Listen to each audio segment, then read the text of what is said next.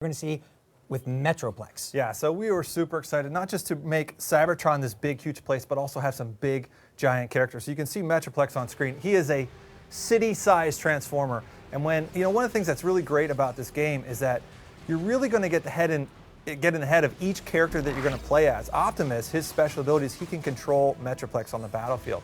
So in this case, you're going to see it right here. He can call down some artillery strikes, which is no end of fun, right? It really are just wrecking the battlefield. Using his special ability is just super fun. You have other characters with grappling hooks, and of course, we've talked about Grimlock before. It can turn into a T-Rex. All fun stuff.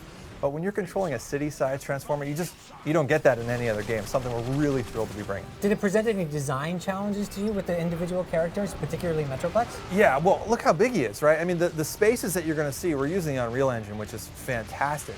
But the spaces that you really kind of expect when you can be a vehicle at any time are enormous.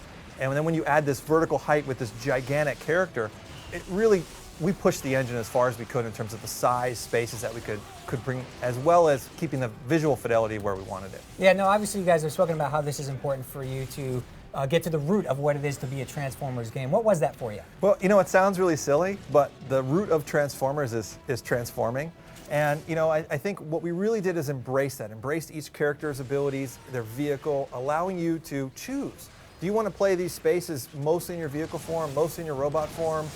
It's really up to you, and I think that's what makes a Transformers game great. Yeah, a lot of different gameplay styles going from character to character too, right?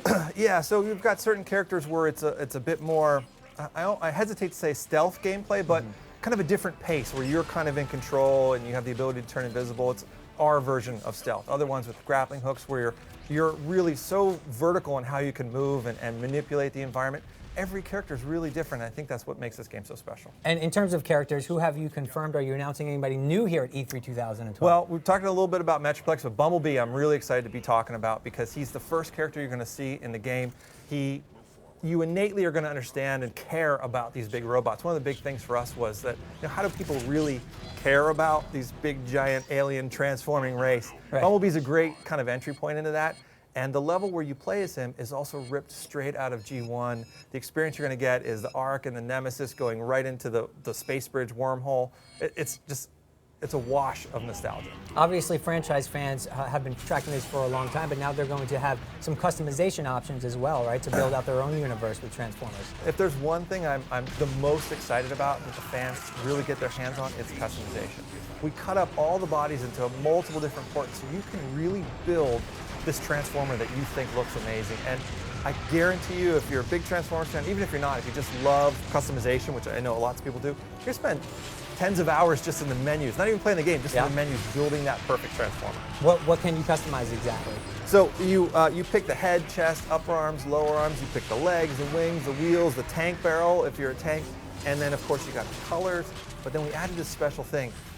Cybertron's this all-metal world, so we have a lot more metal in it than any other game you're going to play anywhere. So we spent a lot of time with, does it look pitted? Does it look bronzy? Does it look tinny? So we actually allowed you in the customization system to adjust how metallic your character looks. Does it look like a painted kind of G1 character, or the metal, or does it look like this ultra concept car? And you can kind of go in the slider there.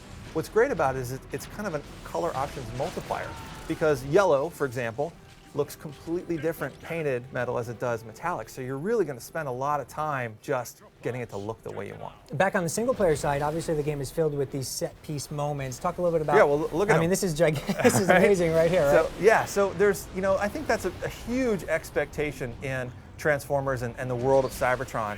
And with this character Metroplex, you're controlling him, and I know the first instinct is, oh well, he only ever calls in artillery strikes. That's not the way it works. He's going to really surprise you, impress you, as he does lots of different kind of things when you play with him. Did you have any problems scripting out moments where you had to dial it back a little bit, or are you going full throttle with this? Well, I think we went as far as we could from a technical point of view. Because he's so big, you were asking earlier about the big environments and the big spaces. That was kind of the limiting factors. The draw distances that we have in this game are colossal. So that was the... It's a whole new engine, right? Well, we're using Unreal 3, which is phenomenal for us. We've used it multiple times, and we love using the engine. But the space demands that we have are so gigantic. Awesome. Awesome, Matt. It's looking fantastic. We appreciate the world premiere of Metroplex here, so thanks for stopping by, man. My pleasure.